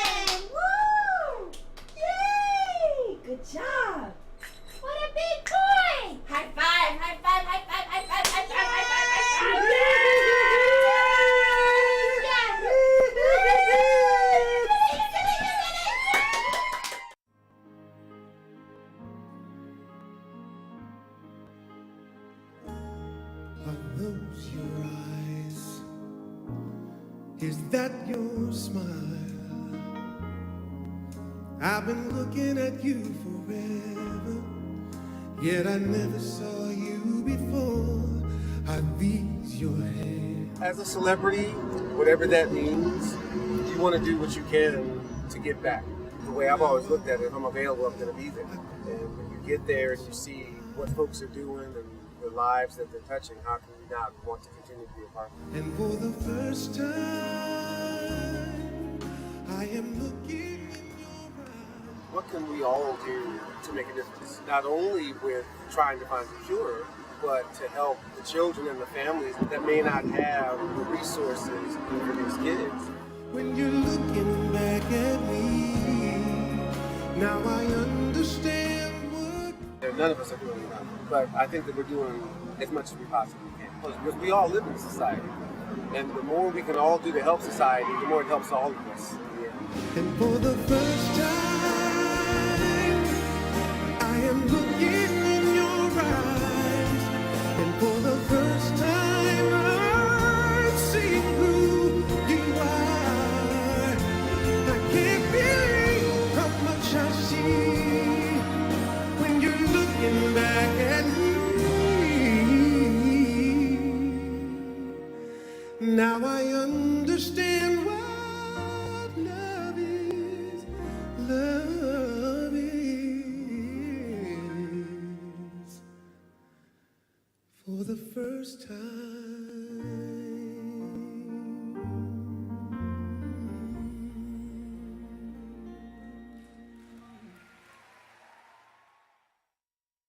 What is autism? What is autism? What is autism? What is autism? What is autism? What is autism? I've been asking myself that for a very, very long time. Let me think about that one. Trying to Jeez. Let me think. Oh man, that's a rough one. Yes. Autism. Autism is a neurological disorder that affects many of our kids in different ways. It's a learning disability that affects the cognitive functions of the brain. A lot of people have the misconception that it's a disability, and it's really not. I look at it as like a special gift. When one person thinks differently from another. It's an opportunity for everyone to learn to understand someone that's a little different than them. Autism is the ability to educate. They're given so much talent in different areas. To me, autism means a chance to be with and be around people you really care about. Autism is beautiful. It's a way of seeing the world differently. It's always unique, totally intelligent, and sometimes mysterious. Happiness that comes out of my son's hard work. It's a movement. Unpredictable. That's right. Awesome. Love. The field I want to work in. Laughter, fun, joy. Autism is beautiful to me. I want you to remember these three words. There is hope.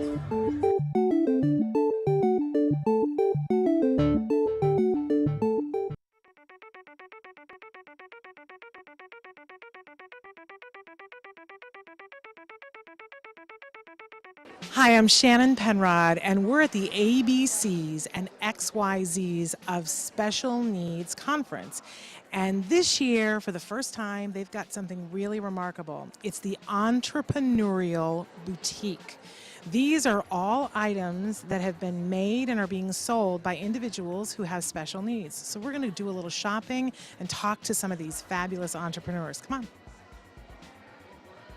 My name is Molly Rarick, and I'm founder of Breed's Gift. We're a nonprofit that serves teens and adults with special needs, like Chase here. We were founded in 2013 and serve people in the Conejo Valley, Santa Barbara, and LA. Our main objective is to give our participants the skills they need to gain a more independent life. My name is Shelley Cox, and Lisa Zalagi and I are founders of Creative Steps and Create Micro Business Enterprises.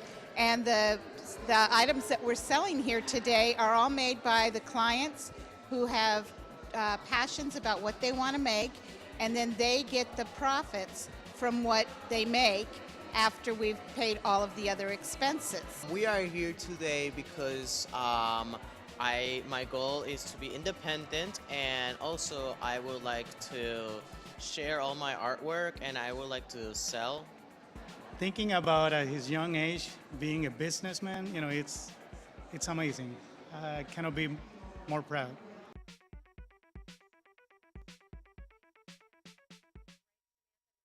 A lot of adults don't really believe kids. They'll think, kids are kids, what are they talking about? But when a child stands up for what they believe in, it's so strong and powerful.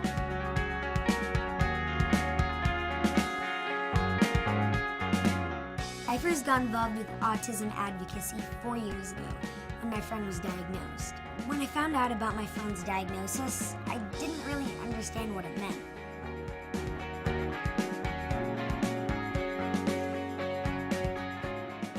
But it didn't matter to me or change our friendship. I didn't look at her any differently. We still had so much fun together. Now I know that she experiences life a little differently than me, and that's okay. Knowing what she goes through has helped me to understand and be more caring towards other people in similar situations. I got involved with ACT Today because I wanted to do whatever I could to help. They provide options like behavioral therapy, medical care, social skills programs, assistance to military families, and much more. Being there for my friend was my #1 priority. I've been volunteering and spreading the word about the cause via my social media platform because raising awareness is a crucial first step. There needs to be more kids and teens involved to make sure that our voices are heard just as loudly as the adults. You may be small like me, but your acts of kindness are not. And we are back with Let's Talk Autism. I'm without my cohort, Shannon Penrod, today, who is on the road visiting CARD locations around the country. We miss Shannon very much. And as promised, we have a guest here today. Leonard Zahn and his wife Delphine founded Autism Eats, a national organization that provides autism-friendly, non-judgmental environments for family dining, socializing, and connecting with others who have similar challenges. Hello, Leonard. How are you? I'm doing very well, Nancy. Thank you. Welcome to the show. Leonard, tell us a little bit about what Autism Eats is. I just gave a brief intro, but tell us in your own words what it is. Sure. Autism Eats is really it's a non-judgmental autism environment where we bring autism families together and their caregivers, and their friends, and their extended families. And we rent out sections of restaurants and create this environment where autism families and the individuals with autism can feel very comfortable, can feel relaxed. We tell people that all behaviors are welcome, and it's an opportunity to enjoy a night out or brunch out with dinner, some light entertainment for the kids and the siblings, and a way to network and to be out there without having to be concerned about impacting on other diners' meals or facing possibly some stares and from other diners in the restaurant. Okay. Now, I know this was formed because of your own personal history with autism and being a special needs dad. So we're going to take a short break, and then when we come back, I want to hear about your journey with autism and your family's journey. So we'll be back in just a few seconds. Great. Thank you.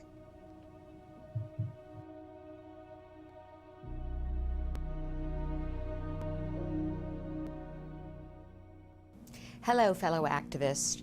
Let's talk about step 6, live in gratitude and give back. Have you ever noticed that it's impossible to feel sorry for yourself when you focus on your blessings? I have an exercise for you. Take out 5 pennies. I want each penny to represent something you're thankful for today. Now, I bet not one of those pennies represented something material, but that every one of them represented someone you love or a moment you shared with that someone. Go through life parched and empty, standing knee deep in a river and dying of thirst.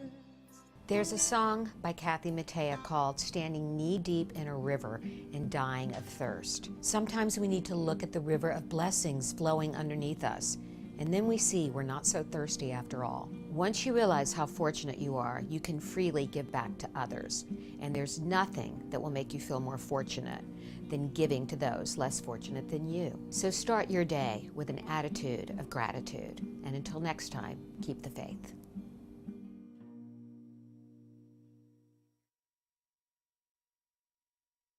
And we are back with our guest, Leonard Zahn. Leonard and his wife, Delphine, founded Autism Eats. It's a national organization that provides autism families with non-judgmental dining experiences.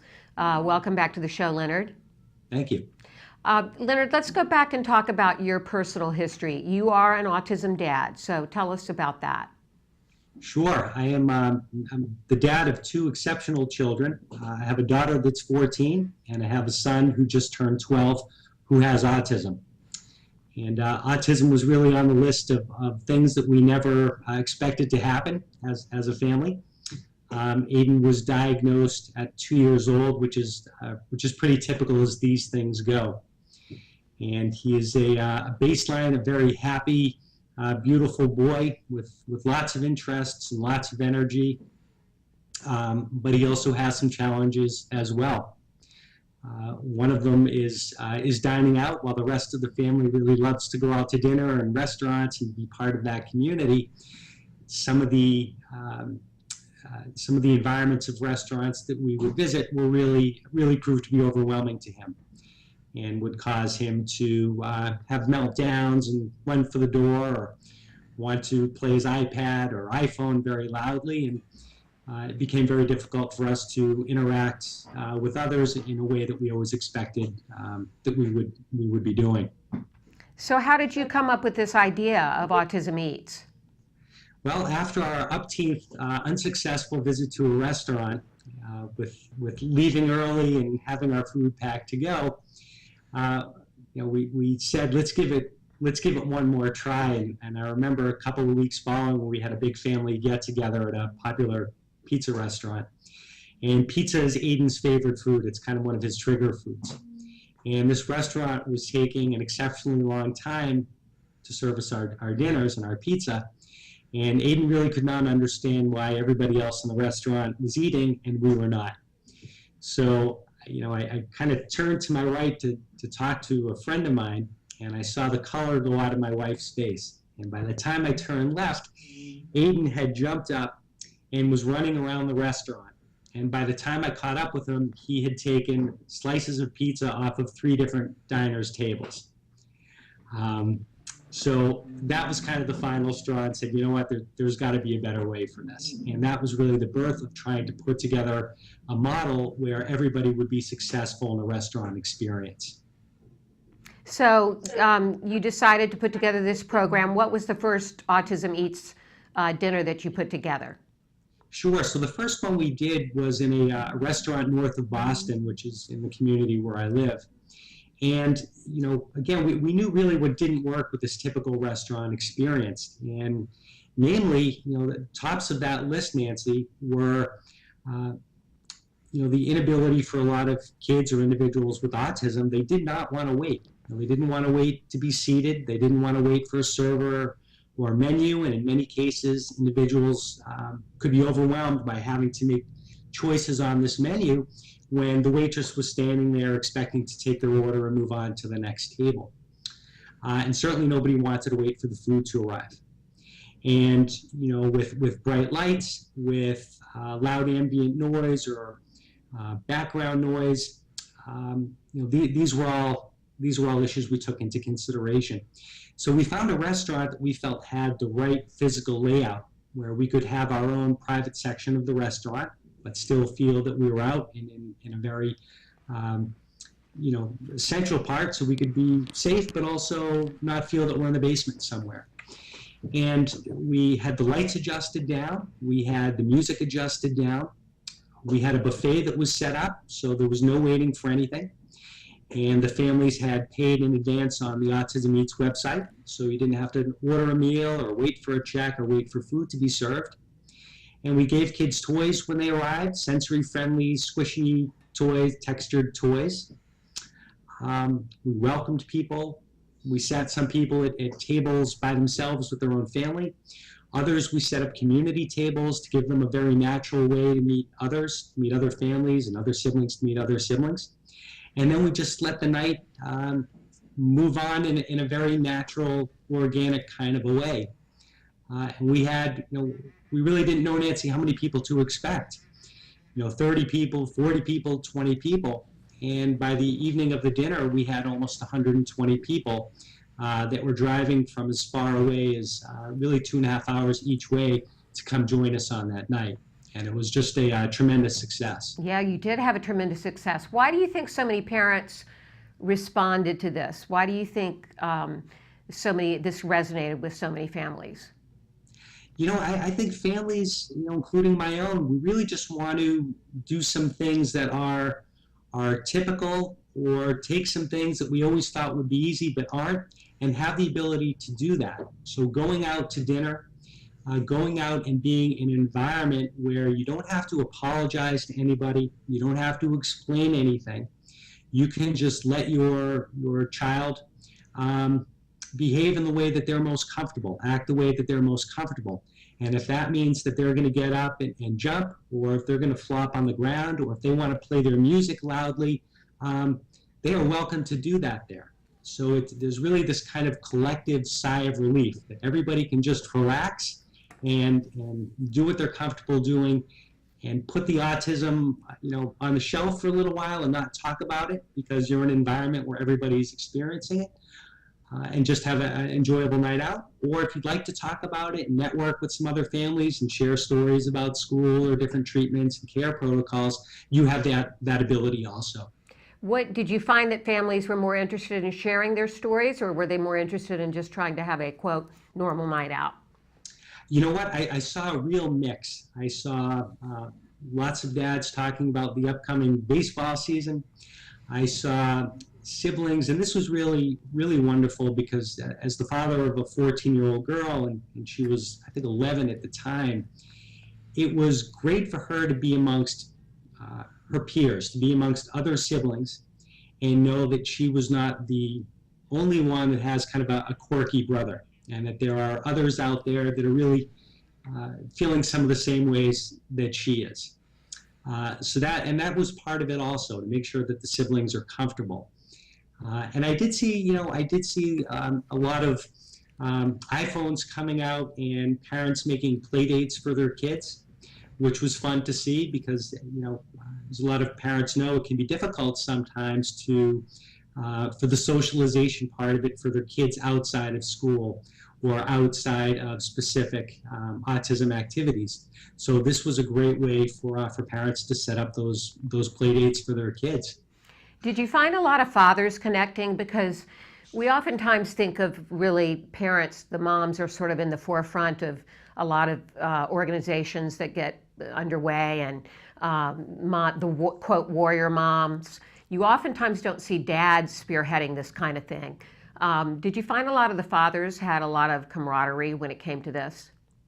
I did, and I was very happy to see a lot of dads coming out. We saw some dads come just with their child, and we saw a lot of dads come as part of a full, part of the full family. And yes, we saw dads having the typical conversations, not having to do with autism. And we saw some having autism conversations. A lot of those seemed to be around advocacy. But what I did have happen as the night was winding down, I had 2 or 3 different fathers come up to me and tell me that that they were so appreciative to be able to come out and do this, because in many instances they felt that the moms were kind of bearing the brunt of the home life and the home training and the care and interacting with the school. And this gave the dads an opportunity to get involved, to interact, to meet others in the community, and also for them as well to share some stories with dads that get it, and not necessarily dads at work or elsewhere that were had typical families and typical kids that they were bringing up. Okay, well, tell us about your plans for Autism Eats. What are your plans for the future? Well, the plans for Autism Eats are to continue growing the program. We've been doing this for just over 3 years now. We've had over 50 events everywhere from really Boston to Hawaii. And we have other communities that should be having their first dinners coming up in the fall. So the plan is really to continue the growth. We want to get more communities involved, and I will help you set up an Autism Eats a club in your community. So we want more communities. We'd like to increase the frequency of the events. Right now, they're approximately every 1 to 2 months, but we would like to increase that to closer to monthly and have them running simultaneously. And we're also looking for partnerships, corporate partnerships, donations, and some funding to help us sustain and grow the program, and also make sure that it will always be affordable for families to attend, regardless of what their financial situation is. Tell us more about how people can learn more about the program and how they can get in touch with you. All of our information is on the Autism Eats website, which is autismeats.org, and the Autism Eats is one word. On that website, which is soon to be redesigned, but we have a listing of all the upcoming events. We also have a Contact Us button, and if you hit that Contact Us button, you'll be able to fill out an email and send me your some information or some questions, and I'll get right back to you, and we can schedule a call, and I can answer all your questions live, and we can talk about planning events. Tell us what you've gained personally from this experience of heading this organization up. Sure. I mean, I'm one of those dads that had a very difficult time initially in kind of processing what it means to have a son with autism. Again, it's not something that we plan for. It just kind of happens while you're making other plans. So what Autism Eats has allowed me to do is take a very proactive approach to autism, to get out there in the community, to create awareness, to provide advocacy, to bring families, to bring community together, and to give people an opportunity for enjoyment and respite. And also it's an opportunity for me on a very personal level to have this special bonding with my son Aiden, and that he introduced me to this world and introduced me to so many wonderful, caring, good people that I otherwise never would have had a chance to meet. Well, it's a terrific program. We wish you the best of luck with it and for the future growth. And once again, Leonard Zahn, thank you for joining us from Autism Eats. Great. Thank you very much, Nancy. Great to have had you. Thank you. And we're going to take a quick break, and when we come back, we're going to be with another male figure who's in the forefront of autism company. We are going to be joined by Casey Ames, who is the founder of HARCLA, which is for sensory integration toys and tools. So we'll be right back.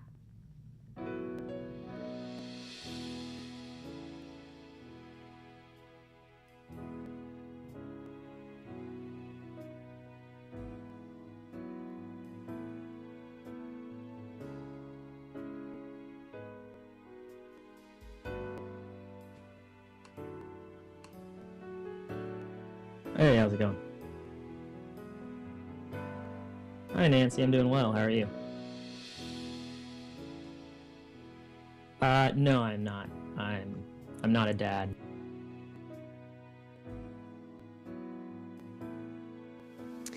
Being part of this community is really important to a mom with a son like Jackson, because it really does take a village, and you need so much support, you know, to help bring out all of the amazing qualities and skills and talents that our children have. So I'm just very grateful to everybody who was a part of this.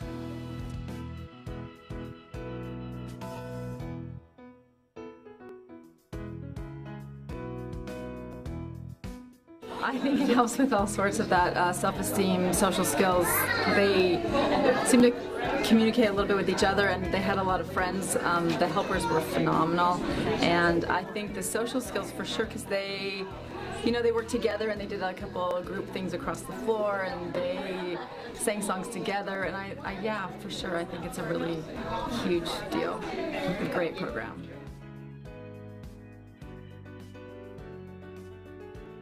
What programs like this show is the person is in front of what we call today a disorder. I think what we're finding is that these sorts of brain challenges that make people unique can actually be gifts in ways we haven't discovered in the rest of society to bring them out. So when you see a program like this and you see the kids dancing, having fun, and making up jokes, making up the story. I was here when they did that. That was so amazing to watch, because they were all focused, they were all present, they were all laughing, they were all getting into the creation of this story. And that to me sort of broke the barrier to say, no, first we're dealing with people, and then we're dealing with the challenges.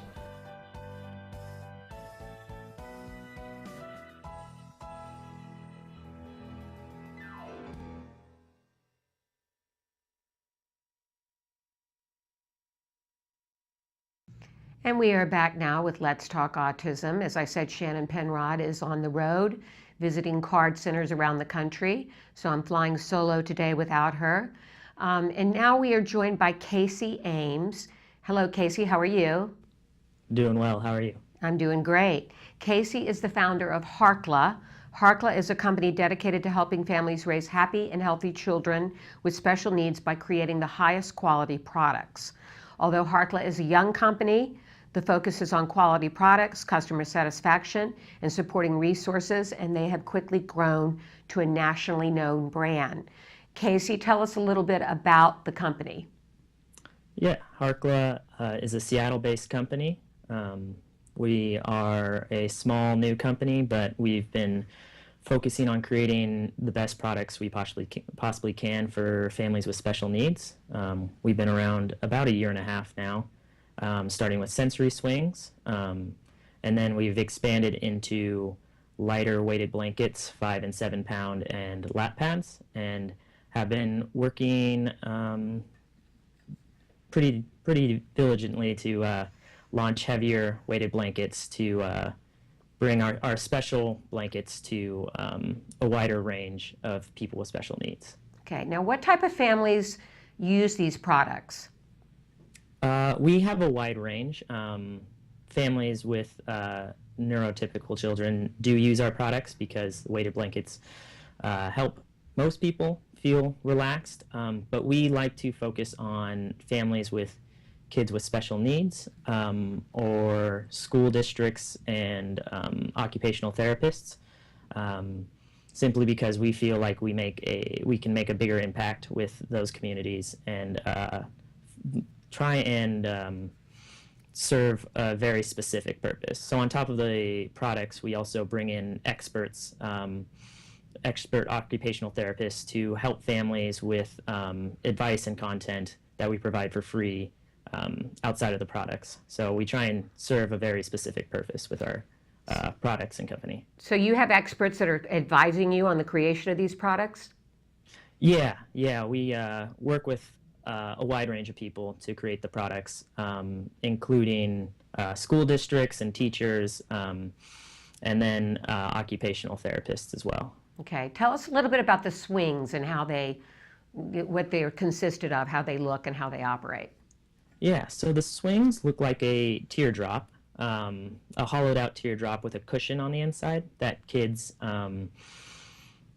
can climb into, and it gives them a place to escape, but it also is used for sensory integration therapy, because of the swinging motion can provide a sense of calm for the kids. But since it's a hollowed out teardrop and they can go inside of it, kids love to just climb into it and have their own private place to hang out inside of. Okay, and then tell us a little bit about the blankets and what you manufacture now. Yeah, so the blankets have quickly become our bestseller, as weighted blankets have become very popular over the last year, I would say. They've always been used a bit in the special needs community, but they're kind of getting mainstream notice now because of their benefits. But our blankets are made with a soft minky fabric with dots on one side, which we added specifically for extra sensory input. And then we use a blend of cotton and plastic pellet beads to weigh them down. And so for the last year, we've been selling 5 and 7 pound blankets in a blue and green color.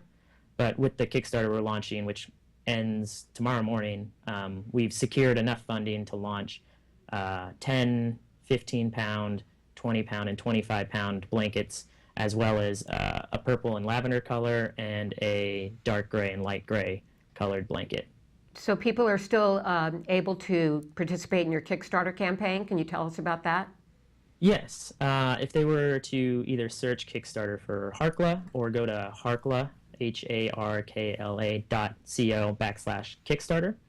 They'd be taken to the page, and it ends early tomorrow morning.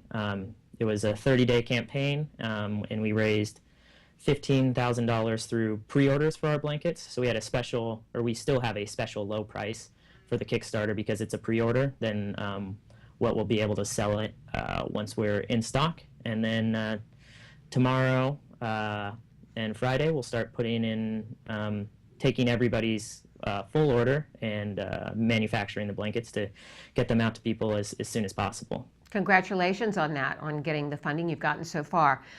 Tell us about the benefits of these products that and what kind of feedback have you gotten from families? Yeah, so the feedback for the blankets probably has been the most inspirational thing we've seen, just because sleep is what we call a high leverage point. If you can help fix a child's sleep, it just helps improve a lot of other behaviors and issues they have throughout the day, because sleep is just so important. So we get feedback that kids have gotten their first full night's sleep ever, especially children with autism, because in general, they produce less serotonin than their peers. And weighted blankets and the science behind weighted blankets, which is called deep pressure stimulation or deep touch pressure, there's a few names for it, has been shown to release serotonin in the body, which is a precursor for melatonin, which helps us sleep better. And serotonin is a chemical in the body that gives us a sense of calm. And weighted blankets also help reduce nervous system activity. And so all of these things combined have given these kids a way to feel a sense of calm, fall asleep quicker, and a lot of ways that I related to other people who haven't used a weighted blanket is if you're at the dentist and they put that lead vest on you, it's the same feeling you get, because a lot of people weirdly feel a sense of calm at the dentist, which can be a high anxiety situation for a lot of people when they have the weight of that vest on them. Right. And you've gotten some positive feedback from some of your consumers on the products? Yeah, we're one of the highest rated weighted blankets right now on Amazon, but also just feedback from schools we work with and occupational therapists. So Kara Kozinski, who writes for the OT, or the Pocket OT. Yes, we've had Kara on the show many times. Yeah, Kara's great. She's one of the experts we work with, and we're her recommended weighted blanket. Okay, very good. Yeah, so that was great to hear from her. And she's also one of the experts we have who writes advice on our site, in our blog, and we've done Facebook Live events with her to try and do Q&As for parents. So we go out of our way to work with Kara and other occupational therapists to try and connect them with our customers to try and just help out beyond just the products. Okay, very good. Tell us how people can order these products from you. Yeah, so we are listed on Amazon if people prefer to do that with the Amazon Prime shipping. We sell them on our site, harkla.co. But if they want to pre-order a heavier blanket at our low price, they can go to harkla.co/Kickstarter. And that will forward them to our Kickstarter page. And that's just a way to get our blankets at a lower price because they're pre-orders. But we should have them in stock on our site in about 2 months. And you're willing to give a discount code for our Act Today families and our Let's Talk Autism families? Yeah, I can provide a discount. We already provide a discount code through Act Today with you that we've talked about. And I can share that one again. Okay, please do. In the comments of the video. I can find, I think the discount code was ACT-Today, and if they put it in during checkout, they get 10% off. Okay. And I also want to mention that you donated some product. You donated swing and weighted blankets to Act Today for some of our grant families, which we're very grateful to you for. Yeah, we love to give back. So yeah, we'll be continuing to donate products to you because we think ACT Today is just a great cause. But on top of that, we work with the University of Washington Autism Center, and we donate 1% of our sales there. And this summer provided $5,000 in scholarships to their summer program called Apex Camp, which if people aren't aware of should check out. It's a very cool camp, and they do some great things there. Well, thank you, Casey. Thank you for joining us. It's a great company with great products, and we encourage parents to check it out for their own kids. Thank you for joining us today. All right. Thank you, Nancy.